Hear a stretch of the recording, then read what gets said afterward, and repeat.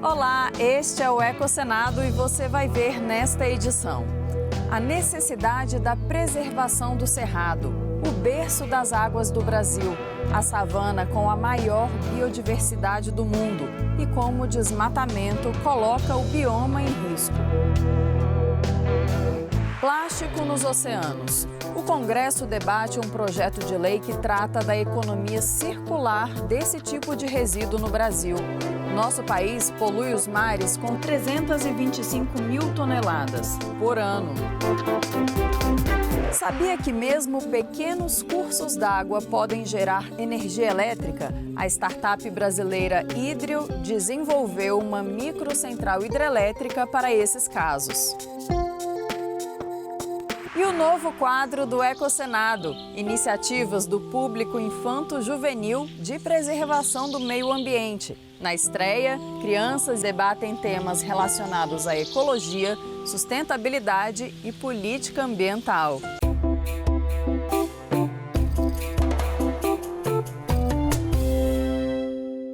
O Dia Nacional do Cerrado é comemorado em 11 de setembro. A data foi criada há 20 anos para que seja reconhecida a importância da preservação desse ecossistema, riquíssimo em biodiversidade e em recursos hídricos, e que está ameaçado pelo avanço do desmatamento. Cerrado, segundo maior bioma da América do Sul, é a savana com mais biodiversidade no mundo. Ele cobre 24% do território brasileiro com uma área de 2 milhões de quilômetros quadrados.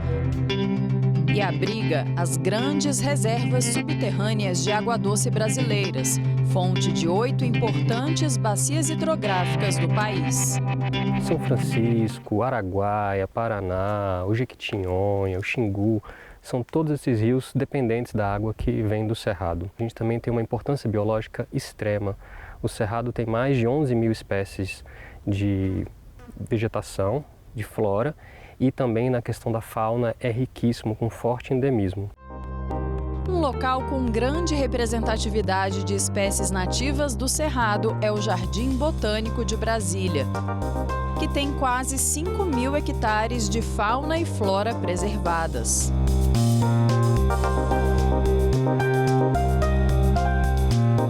São cerca de 1.800 espécies de flora mapeadas, já registradas aqui.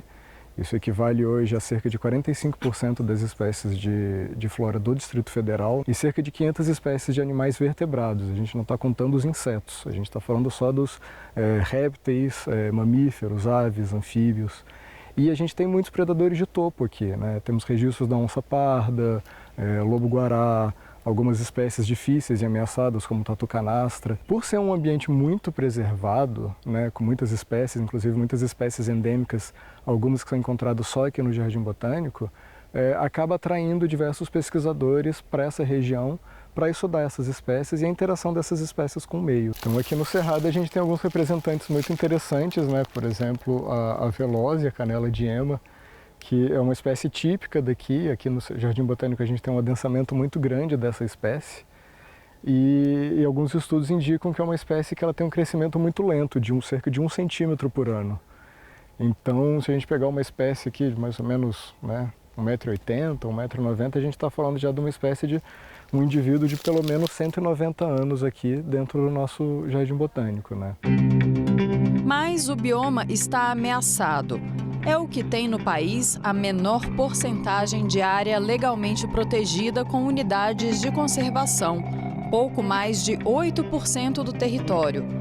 Dados do Instituto Nacional de Pesquisas Espaciais, o INPE, mostram que nos 7 primeiros meses deste ano houve um aumento do desmatamento de cerca de 20% em relação ao mesmo período de 2022. Foram mais de 5 mil quilômetros quadrados desmatados dentro do Cerrado brasileiro e mais de 9 mil alertas. Os principais estados onde houve aumento de desmatamento são os estados do norte do Cerrado, na região conhecida como acrônimo Matopiba, que é Maranhão, Tocantins, Piauí e Bahia. É uma área de grande expansão agrícola do momento, é a fronteira agrícola do país, hoje uma das principais fronteiras agrícolas, né, e onde se concentra a maior parte do desmatamento. Hoje, cerca de 48% do bioma já foi desmatado. Lembrando que é um bioma gigantesco, ele é quase do tamanho da Europa Ocidental. E as taxas de desmatamento vêm crescendo no bioma. Já se vão mais de 4 anos com as taxas crescentes, começando em torno de 5 mil km² por ano, passando de 11 mil km² por ano e com taxas mensais também crescendo, ao contrário do que vem acontecendo na Amazônia. E na sua opinião, a atenção dada pelo governo à proteção da Amazônia é maior do que a proteção ao Cerrado?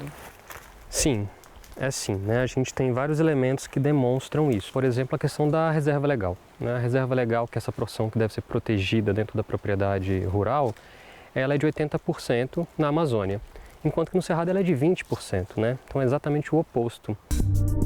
O ambientalista explica que um dos impactos mais severos da destruição do Cerrado é sobre o ciclo hidrológico. A vazão dos rios do bioma já caiu em cerca de 15%, com a tendência de chegar a 34%.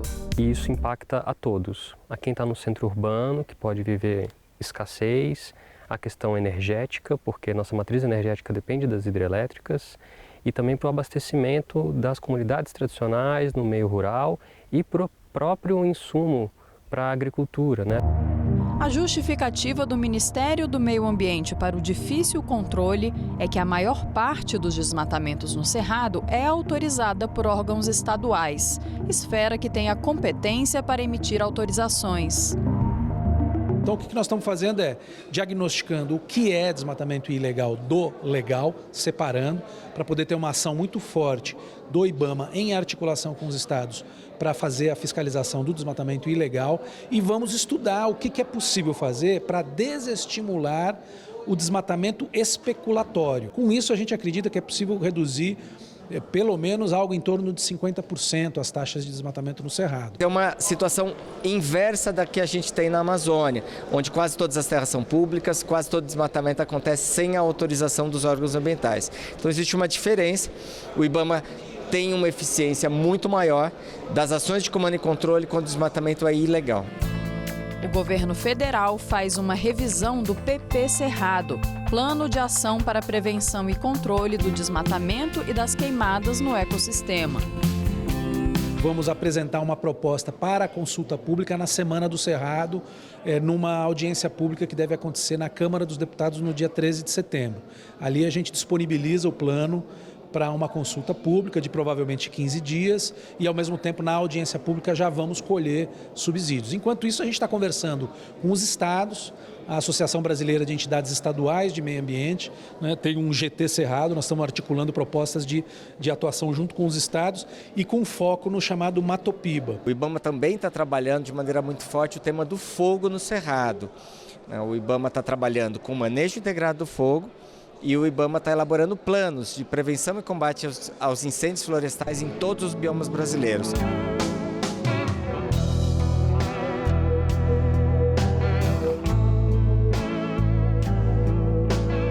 Veja logo mais nesta edição a urgência de uma lei que mude a cadeia de produtividade de materiais plásticos no Brasil e assim proteja os oceanos desse tipo de poluição.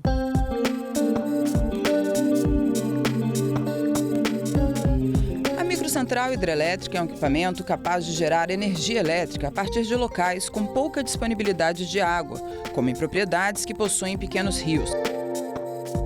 Segundo a Hidro, startup brasileira de soluções na área de engenharia, que desenvolveu a MCH, qualquer córrego ou riacho com vazão mínima de 5 litros por segundo pode produzir energia elétrica para abastecer até 4 casas de porte médio. Funciona assim. A água entra na máquina por uma tubulação. Lá dentro, é direcionada para o motor por meio de bicos injetores que fazem a turbina girar. O movimento da turbina aciona o gerador e a energia gerada por ele passa por um circuito de potência que é então conectado no inversor da tensão. A energia sai do inversor e entra na rede da propriedade por essa tomada. E a água que gerou a energia nesse processo sai do equipamento por essas saídas traseiras. Cada unidade é capaz de gerar até 720 kWh por mês. A startup promete retorno de investimento em uma média de 4 anos. O dono da máquina, além de usar para o consumo próprio, pode rentabilizar a energia limpa e renovável gerada. 325 mil toneladas. Esse é o peso do lixo plástico que o Brasil despeja por ano no mar. A informação foi divulgada pela Oceana, organização internacional dedicada a promover mudanças em prol da conservação da vida nos oceanos. Quando decomposto pela ação do sol e do mar, o plástico se desintegra em micropartículas, que são confundidas com alimentos e ingeridas por espécies marinhas. De acordo com dados da Organização das Nações Unidas, esse fato leva anualmente 100 mil animais marinhos à morte. A companhia de consultoria empresarial McKinsey alerta: se o ritmo de consumo continuar o mesmo, em 2050 pode haver mais plástico do que peixes nos oceanos. No último dia 15, 60 organizações preocupadas com esse enorme volume de lixo plástico despejado nos oceanos lançaram no Congresso Nacional a campanha Pare o Tsunami de Plástico. Para frear essa onda gigante de plásticos espalhados pelos mares, nada melhor do que uma grande corrente envolvendo a sociedade civil e o Poder Legislativo Federal. O evento aconteceu na Câmara dos Deputados e serviu para chamar a atenção do público para o projeto de lei 2524 de 2022, que regulamenta a economia circular de plástico. Esse é um problema global, né? Nós já temos visto isso, e a magnitude desse problema tem demandado soluções locais, porque o plástico não é produzido no mar, ele é produzido em terra. Nós despejamos mais de 325 mil toneladas a cada ano de plástico nos oceanos.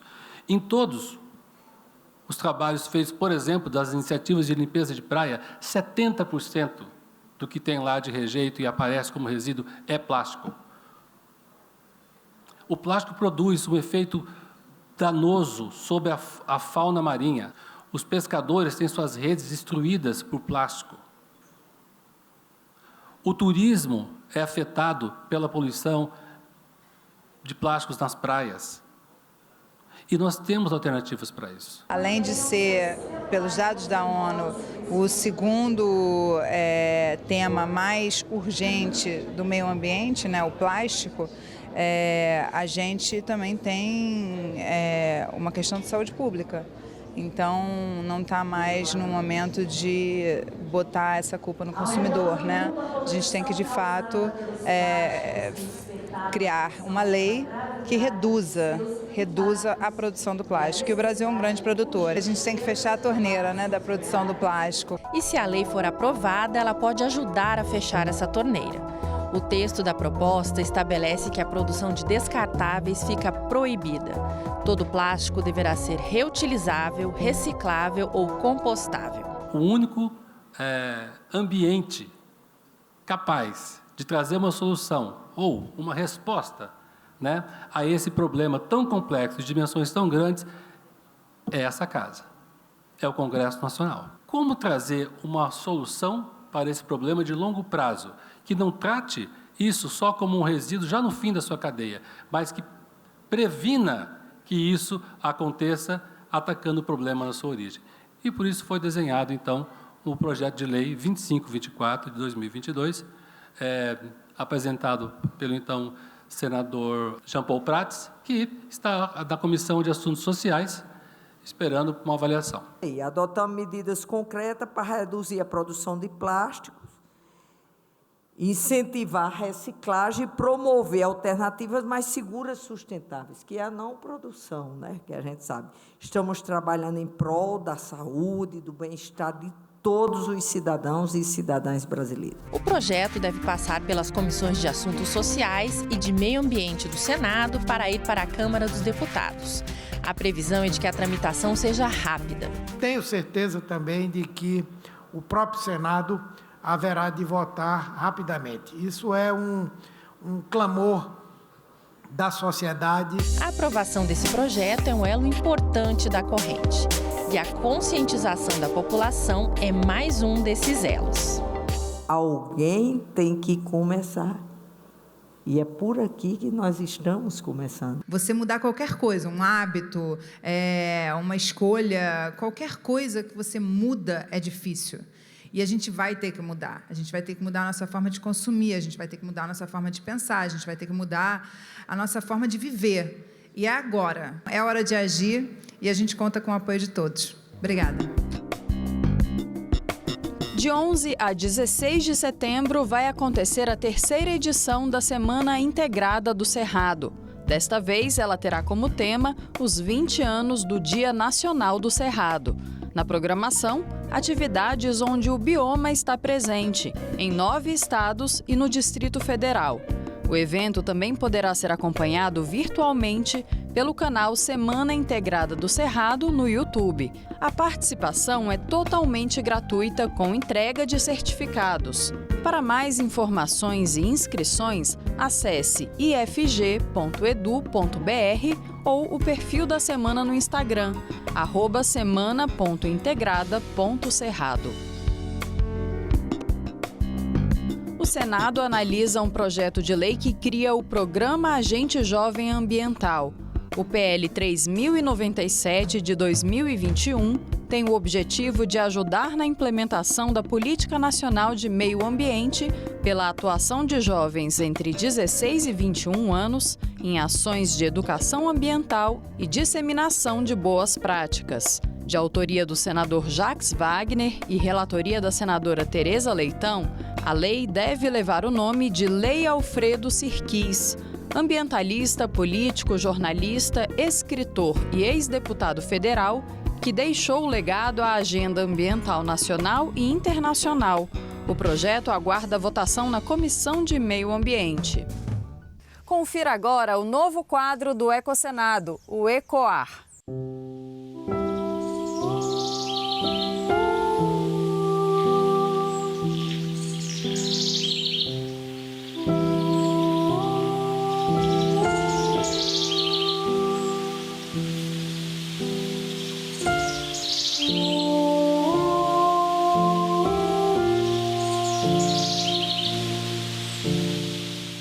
Ecologia, política ambiental, sustentabilidade, crise climática. Será que esses são assuntos só de adulto? Claro que não, né? Mais do que nunca é preciso que crianças e adolescentes saibam quais são as causas de desequilíbrios no planeta e como fazer para evitá-las. E olha que muitos estão preocupados e já se movimentam para ajudar na preservação da natureza. A partir de agora, teremos aqui no programa Ecosenado um novo quadro, ECOAR. O verbo significa fazer com que um som seja ouvido de longe, repetidamente. Não jogar lixos nos rios. Precisamos reduzir as emissões de carbono. Vamos lembrar dos 3 R's. Reduzir, reciclar e reutilizar. Vamos cuidar das nossas florestas. Precisamos separar o lixo. Desenvolvimento sustentável. O meio ambiente começa no meio da gente. Esse vai ser um espaço para mostrar iniciativas dessa galerinha pelo meio ambiente hoje, que podem ser transmitidas para todos os cantos do país e do mundo, incentivando, fazendo com que sejam replicadas e deem resultados positivos às futuras gerações. A gente vai fazer não só ações reverberarem, mas também ideias e mensagens sobre proteção e conservação do nosso planeta. Hoje, para estrear, a gente vai bater um papo com meninos e meninas nesse parque gostoso aqui em Brasília para saber um pouco sobre o interesse deles pelos temas ambientais. Gente, vamos falar de um problemão para o meio ambiente, que é o lixo. Vocês acham que o lixo é um problema? Sim! Por quê? Quem quer falar? Laura. Além de poluir a natureza, a água leva para os rios. E o que pode acontecer nos rios? Pode, por exemplo, que for uma sacola plástica. Pode matar uma tartaruga. Os animais que vivem na água, vocês já viram foto? Eles podem confundir o plástico com alga e querer comer. O que pode acontecer com esses animais? Eles podem acabar morrendo, se engasgando. E ainda eles podem ficar presos com a sacola. E qual que é a importância, então? O que a gente pode fazer para diminuir o lixo? Não jogar lixo na rua. Reciclar. Jogar lixo no... Reciclar, Mariana. Reciclar é um dos 3 R's. Vocês sabem quais são os outros R's? Sim. Reduzir e reutilizar. Reduzir, reutilizar e reciclar. São 5, Pedro? 3. Sim. Marcelo, fala, quais são os 5 R's?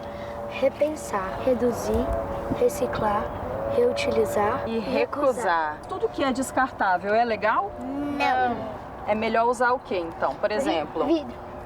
Vidro, porque você pode lavar e usar de novo. Então esse é o reusar, reutilizar. Você já montou algum brinquedo? Você já brincou de alguma coisa com papelão? Na colônia de férias eu escorrei com papelão. Eu fiz uma mesinha. Se você não tivesse feito, ela ia pro lixo, né? Mariana? Um dia eu peguei uma garrafa PET e fiz um boi de brinquedo. Um boi de brinquedo? E você usa esse boi? Você fica brincando com ele até hoje? Às vezes sim. Helena? Um dia, na minha tarefa da escola, a tia pediu pra gente fazer um pé de feijão em casa. Aí eu usei a garrafa PET. E na escola vocês todos aprendem isso? Que é importante diminuir o consumo de lixo. Quem que pode explicar para mim o que significa lixo seco e lixo molhado? Miguel. Lixo molhado é resto de comida, essas coisas assim. E lixo seco é lata, descartável. E sobre água, gente? Eu queria saber se vocês economizam água, porque a água ela não é infinita, né? Então a gente tem que economizar porque um dia pode acabar. Vocês aprenderam isso na escola também? Sim. 70% do mundo tem água e os outros 30% é terra. Legal. E sobre energia? Quem quer falar sobre energia elétrica, energia? Quais são os tipos de energia que a gente tem aqui no país disponível pra gente? A gente tem a energia elétrica, a energia hidráulica, a energia solar, a energia eólica e a energia eólica. E qual que é a melhor? As melhores para você usar são as que não prejudicam o meio ambiente. A eólica, a hidráulica e a solar. Quando vocês estão no quarto e a luz está acesa, mesmo de noite, sai do quarto, o que é melhor fazer? Desligar a luz. Você faz isso, Pedro? Sim. Você economiza luz na sua casa? Sim, toda hora que eu tô indo para algum lugar, ligo, aí depois quando eu chego no final, desligo. Aí quando eu chego no outro lugar, ligo. Muito bem. E quem aqui mora em prédio que tem elevador? Vocês moram em prédio que tem 2 elevadores? Sim. Um do lado do outro? Sim. Quando tem 2 elevadores, um do lado do outro, o que é melhor fazer para economizar energia? Só chamar apenas Isso, porque senão vai ter energia gasta com o movimento dos 2, né? Dos 2 elevadores. Mas melhor ainda é o quê? Ir de escada. Né, Miguel? Ou chamar o que está mais perto, que além de ser mais rápido, gasta menos energia. Muito bem. E o que vocês acham da proteção aos animais? Vocês querem que os animais sempre fiquem protegidos? Sim. Você sabe sobre espécies ameaçadas de extinção, Marcelo? Fala pra mim sobre isso. Algumas espécies, como a arara azul, o mico-leão dourado, os koalas, são muito ameaçadas de extinção hoje em dia por conta de caça vendem ilegalmente esses animais silvestres. Isso acaba desbalanceando a cadeia alimentar e trazendo a perda da biodiversidade do planeta. Muito bem. Bom, vocês querem ajudar a preservar o planeta? Sim. Se a gente não cuidar do meio ambiente, a gente pode acabar se arrependendo e quando a gente for tentar salvar, eles já vão ter morrido. A gente também faz parte do meio ambiente, a gente está prejudicando nós mesmos. Se a gente não cuidar do meio ambiente muito bem e desmatar o meio ambiente, a gente pode morrer se a gente não plantar outra coisa no lugar do desmatamento que a gente fez. E aí a gente morre. Olha, em alguns lugares, nos morros e nas montanhas, quando as pessoas cortam as árvores e não tem muitas, tem mais chance de desmoronamento. E quando tem mais árvores, tem menos. Se a gente não respeitar, a gente pode acabar matando uma vida sem ser de propósito. Sem nem pensar. Se a gente estiver maltratando o meio ambiente, ele dá comida pra gente, ele dá água. Então se a gente maltratar ele não pode dar mais. Porque ele não dá. É ele que faz o ar. A ganância e a vontade pelo poder das grandes empresas usam isso como fonte de desmatar e desmatar, desmatar a natureza e prejudicar mais ela, sendo que eles não percebem que um planeta B não existe.